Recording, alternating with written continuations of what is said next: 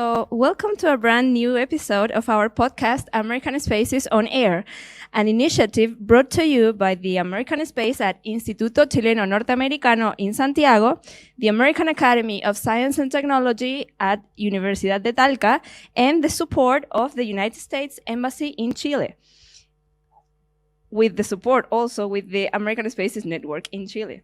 Today, we have two very special guests from one of the oldest American choirs from the University of Pennsylvania, Daniel Carsello, director, and Ryan Oliver, tour manager of the Penn Glee Club.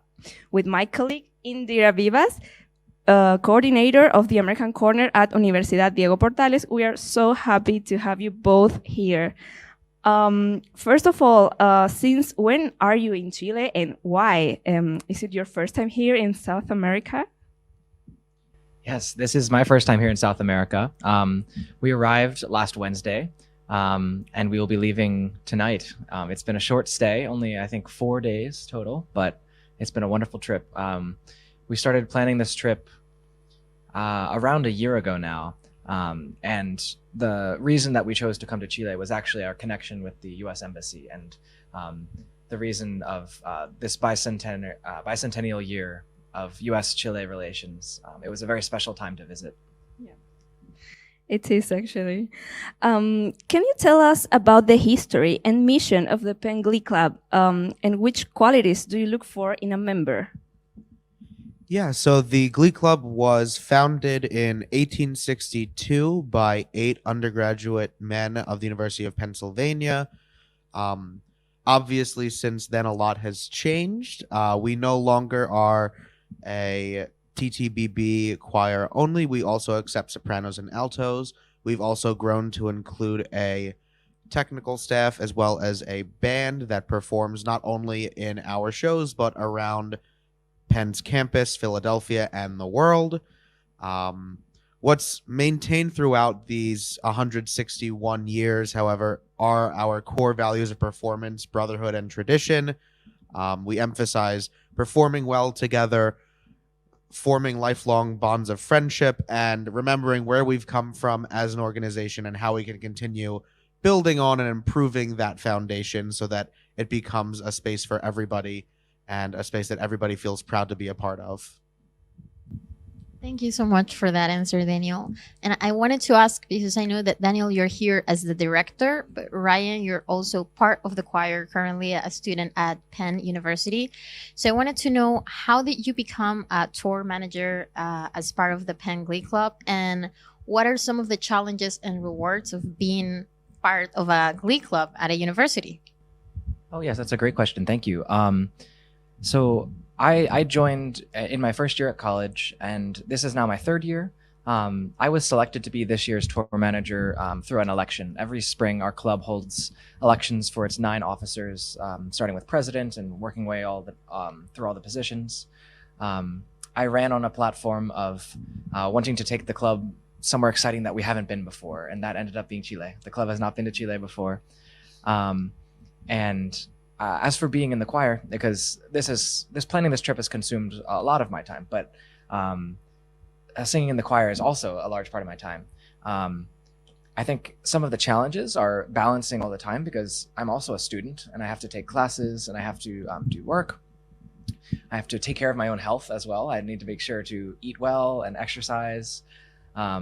But some of the rewards, even after devoting all this time, the rewards are when you perform for a new audience every time, seeing the smiles on everyone's faces makes it all worth it.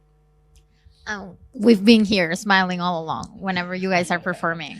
So thank you so much for your answer, Ryan. I wanted to ask now, Daniel, on the side of directing and the local communities that you guys visit, how does the Glee Club contribute to the cultural and musical landscape of the University of Pennsylvania and all of the local community you have around you, not just when you go to on tour? Yeah, so the Glee Club often considers itself the university's unofficial musical ambassador, sharing song, sharing experiences, sharing, the goodwill of Penn to a certain extent as well when we travel. We are the only group that many people will see throughout their entire Penn career, because we open the year with the university's convocation exercise for first year and transfer students, and we close every year with the university's commencement ceremony for the graduating members of the community. So if you come to Penn, you see the Glee Club when you first get there and right before you leave, which is a sort of full circle moment that when I was in the group was really meaningful to be a part of basically everybody's Penn experience. In terms of other things that we do both in our community and around the world, we tend to do performances on campus, obviously, but we also perform in the city of Philadelphia. We also tried to do service gigs. So this past year, we performed at an elementary school in West Philadelphia where Penn is based, teaching children some songs and singing along with them and showing them how the sort of parts of a choir work together. We also, for the past at least 15 years, have been doing an exercise that we call Singing Valentines, where we'll learn short little snippets of love songs and songs about friendship, and we'll go around the campus and you can purchase a singing Valentine and we'll come sing to whoever you bought the Valentine for, and we donate a significant portion of that revenue to a charity. We've also caroled at the university's hospital in the winter seasons in the past. We've also done rake-a-thons. So as much as we are about the performance, we're really about trying to give back as well. And it's something that I think many members find equally rewarding, if not more rewarding, than just performing. So interesting, because you're also having this like social role for your community. Thank you so much. Could you both share some memorable experiences or anecdotes from the Glee Club's tours or performances? Any particularly unique or unexpected moments that stand out? Yeah, that's a great question. So I have been in the club for 3 years, and the first year we did not go on a tour because of the pandemic. But the last year, our tour took us to Barcelona in Spain, and Nice and Paris in France. And I think one of my most memorable experiences from that trip was we performed in the Hotel Ritz in Paris for a set of Penn alumni who had traveled from around the country to see us. And that was a really meaningful experience for me because it was the first time I had really seen an audience so super excited to see us that they would travel a very long distance, even if they didn't know any of us personally. And this year, I think pretty much every experience I've had on this trip has been extremely memorable. I think the one that sticks to my mind the most is the first night that we were here when we performed at the Teatro Municipal de Nancagua. The audience was so enthralled and engaged that whenever we were starting to sing a song in Spanish or a song that they knew, they would start applauding immediately and standing up. We started singing Si Vas para Chile for them, and they were singing along and clapping, and it was a very special moment, and I do not think I could ever forget that. Yeah, so as I mentioned, I was in the club for 4 years, and I've been directing it for the past 5, which means that, discounting the pandemic, I've been on 7 tours with the group. One of the more memorable ones for me was actually my second year in the group. It was my first time outside of the United States. We went to Doha in Qatar, Moshi and Arusha in Tanzania, and then Dubai in the United Arab Emirates. And as someone who was born in Philadelphia and went to school in Philadelphia and had never really traveled that much, it was a very meaningful trip, not only to have the experience of traveling outside of the United States for the first time, but traveling with a group of really great friends, making music and learning more about the world in a way that you can read about in like a book or online, but you can't really experience unless you've been there and actually experience what the rest of the world sort of looks like and how it operates. On this trip, I would echo that one. That one was really special that Ryan just said. But also on Thursday, we had a very long day where we started on a bus. We went to Universidad de Talca and we performed with their choir. We performed a song called Alleluia by Randall Thompson.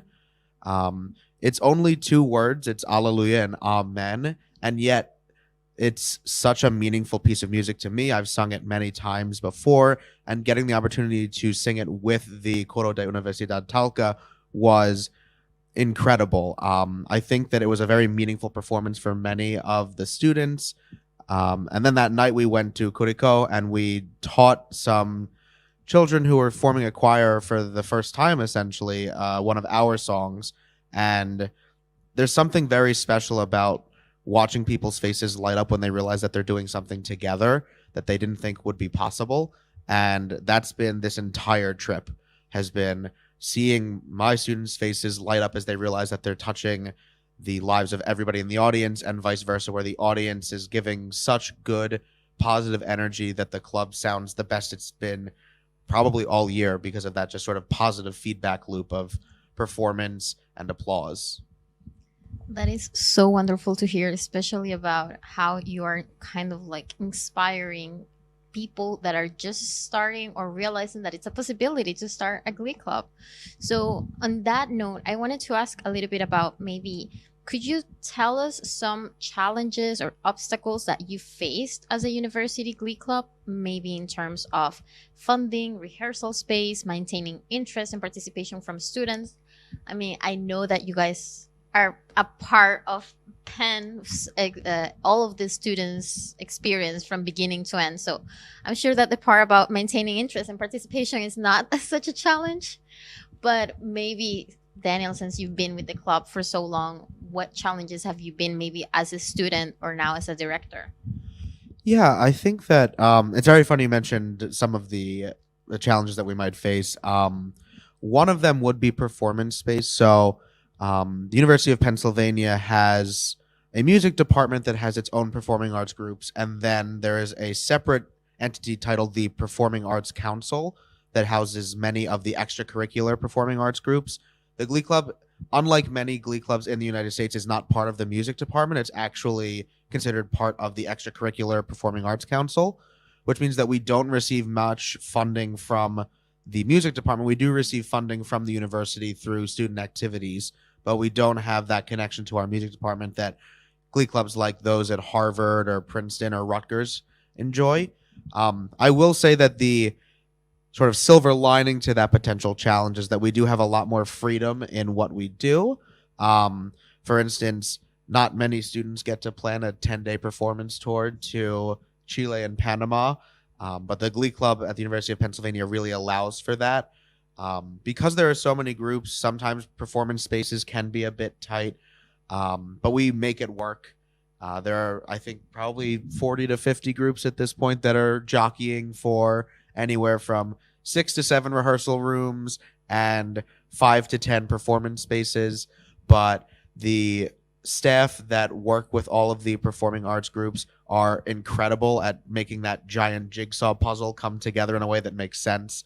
And I can't speak about them enough about how well they support all the groups at the university, not just the Glee Club, and making sure that they all feel welcome in the community. There obviously are always some challenges with bringing new people in. I think the pandemic had an interesting effect on that, where some people, our numbers sort of dipped during the pandemic. The class that we brought in that had Ryan only had 9 people, which was a little small for us. Normally we take about 15 to 20 a year. That includes singers, band members, technical staff, and any accompanists should we need them. The past 2 years have been a return to form. We've taken roughly 50 members over the past 2 years. It really depends on the year, the interest that people might have. I tend to view it as the people that want to join the Glee Club will find us, or we'll find them. We're very good at making ourselves known on campus during those first couple weeks. We perform, as I said, at a lot of events, and we have a lot of social events where people can come meet the club and get to know the community, not just the choral performance or the technical or band performances. So there's always challenges, but I think that what makes it rewarding is working on those challenges together as a community. That's so great to hear. I know that you guys feel like a very big family. We've heard from your students themselves, and that's very important to find a place in the university when you're just starting out. You've left a lot of things behind, and you're finding your own community. And with this, I want to talk about like the international aspect of Penn University and the Penn Glee Club. I know that you guys have a lot of international students. So in that sense, how does the Glee Club navigate cultural diversity and inclusivity within its memberships? What do American universities offer to international students who are interested in music and arts?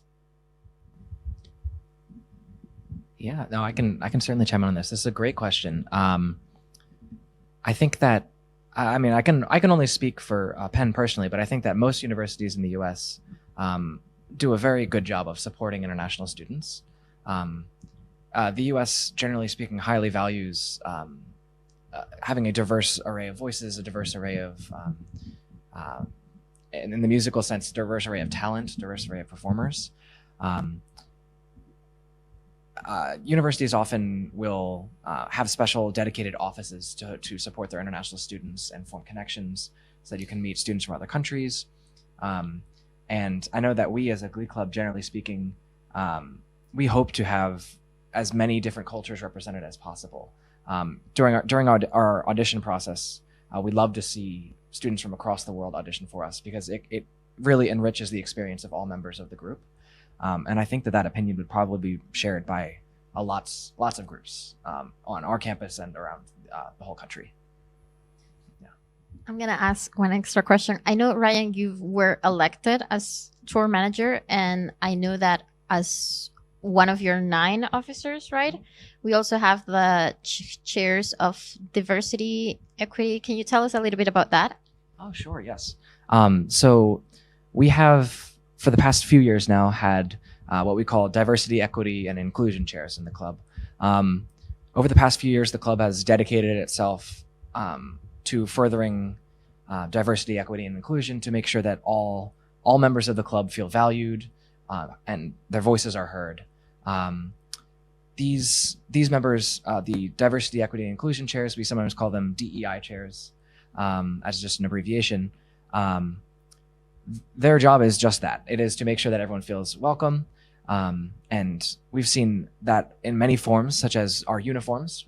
Since we just recently opened, as Dan mentioned, from a TTBB all-male choir to a gender-inclusive group, our uniforms had to change. So our DEI chairs were instrumental in making sure that everyone could have something to wear that they would feel comfortable wearing. And with that came also challenges during our shows with dressing rooms, because now we need to be sure that everyone is comfortable changing in a room where they're comfortable with the other people, and the DEI chairs have been really instrumental in that as well. But basically our mission is to ensure that all members of the club feel welcome and included. So nice. Thank you, Ryan, for sharing that. And now a question related to the scholarships and financial opportunities. How do Glee clubs support their members in pursuing scholarship opportunities in the field of music or related disciplines? Because in some countries, it's not that easy to get a budget, and then it's complicated, challenging. Yeah, so as I mentioned, I've been in the club since 2012 or affiliated with it in some way. And this has been the policy since at least 2012, and I'm sure it's been longer, which is a no questions asked financial aid policy. Essentially, as Ryan was saying, we're all about diversity, equity, and inclusion with our DEI co-chairs, but one extra aspect that I think is very important is accessibility, the idea that anybody can join the group and have the same opportunity as someone standing next to them or someone that they've never met. And one of those ways is this no questions asked financial aid policy. Essentially, we've made it our mission to ensure that no member of the club is denied the ability to do something solely because of finances. So, for instance, Ryan, in planning the tour, can speak to the exact number of people, but a significant portion of the club is on financial aid, and this trip was subsidized by the club to ensure that they could come on this trip and have the same experiences that we are all having. We also work to make sure that people feel valued in terms of their musical aptitude. I don't presuppose that anybody has a knowledge of music when they come into audition or interview for the club. I just hear them where they're at and how they're at, and if they're talented, and if they have that drive to get better and be in the Glee Club, then they're likely going to get into the Glee Club.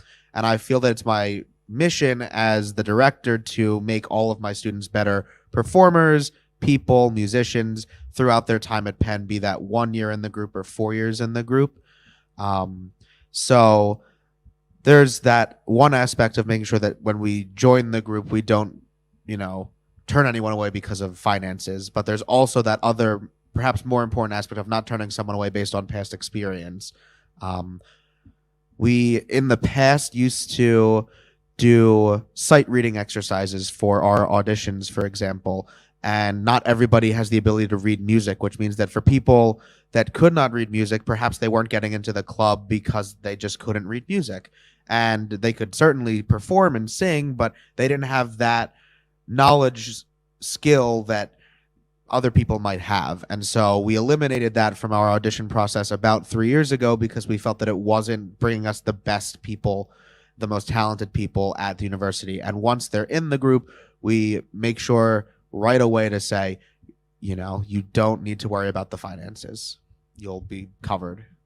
I want to ask an extra question. I know that based on that, a lot of your members don't read music. How do you help them how do you help everyone get to a point where they are all in harmony together in the same level without taking the same paths? Can you be a little bit specific about it for any musical directors or teachers that might be watching? Yeah, absolutely. So yeah, I think that obviously if someone is able to read sheet music, we provide sheet music, and that is the way that they learn music, and that's great.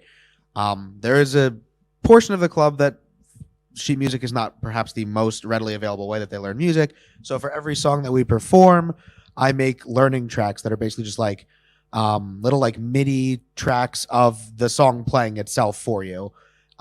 There's what I do like 20 per song or something like that, of your part by itself, your part just in one ear, your part emphasized above the other parts, your part missing from the song, and then a track that's just all of the parts balanced. The idea being that if you learn through ear, not through your eyes, with sheet music, then you can learn the music that way. I also tend to hold office hours twice a week for about 6 hours a week, where if people have questions or want to run music, they're welcome to come in and I'll work with them one-on-one. Basically, anything that I can do to make someone feel like they know the music is a good way to do it. There are no bad ways to learn music. There are just different ways to learn music. And I would also be remiss if I didn't mention that I have a student music team of section leaders and student conductors that are crucial to making sure that their sections also are able to learn the music. So Ryan, for instance, is a tenor 2 section leader, so he'll often schedule practices outside of the rehearsals that I run to make sure that the fellow members of his section are ready to sing when we come together. That is so nice to hear, like how you all support each other and find ways, not only through like its main leadership, but through all of you guys. So I wanted to ask a little bit for our viewers who might not have caught all of your performances and want to see you. Can you share any upcoming projects, performances, initiatives that the Glee Club is working on? Anything exciting that we should be looking out for? Yeah, that's an excellent question. Every year we put on 2 standard performances on Penn's campus, and one in the fall and one in the spring. So if you would happen to be in Philadelphia at any point, we would always love to have you come to one of our performances. You can keep an eye out on our social media pages to hear more. We have an Instagram page, which is at Penn Glee Club, all lowercase. Our website is www.penngleeclub.com. We also have a YouTube channel. So if you missed any of the performances while we were in Chile, we have recorded a lot of the performances and we'll be posting them in the coming months. So we hope that you would be able to see them even if you weren't able to attend in person. Thank you so much. Thank you. Finally, How do you balance the demands of leading a performing ensemble with your other responsibilities as a bachelor student and or a faculty member? I know, Daniel, for example, you're studying your PhD, and so it demands a lot of time. How do you do it? Carefully. So I am a rising fourth-year PhD student at another university in Philadelphia, Temple University, and I also direct the Glee Club over at the University of Pennsylvania. It's a balancing act, to be sure. It can be difficult. I don't think that my story is unique to anybody in the Glee Clubs. We all are balancing a lot of things, not just academically, but also in our personal lives. Perhaps we're having a bad day, or perhaps we didn't do well on a test, or perhaps we didn't get to have lunch, and so now we're a little angry. But there's something about walking through the rehearsal room and just letting all of the stresses of the day just be left behind at the door, and all that's left is just the performance and the camaraderie of building performance together, that I think makes all of the stress that might come worth it.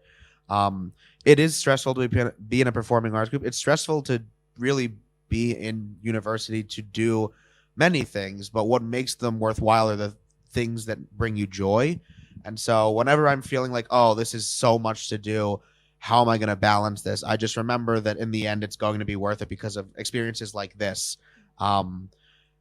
This has been a very trying year for me personally, because I actually was involved in a lot of stuff over at Temple for the first time this year that took a lot of my time away from being able to direct the group as readily as I normally am able. People were very willing to accommodate that aspect of my life. And when I came back, they were happy to accept me with open arms. And now that we're on this trip and performing some of the music we've been working on since September and August, it's been so meaningful for me, and I think for the students, to sort of see why we do this.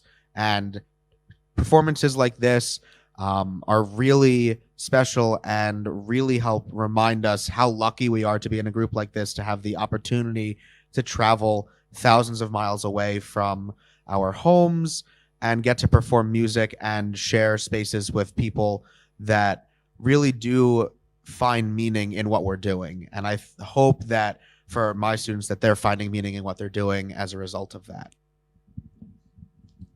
Thank you. Ryan, what about you? Yes, I think I share a lot of the same sentiments. As a student, I'm busy with a lot of academic work. I study computer engineering at the school, so I have a lot of coding and homeworks to work on. But I think the times in my life when I've struggled the most are the times when I do not have music. It's a balancing act for sure, as Dan mentioned, but also, as Dan mentioned, going into the rehearsal room for the Glee Club is one of the best parts of my day. And if I didn't have that experience, everything else would become harder.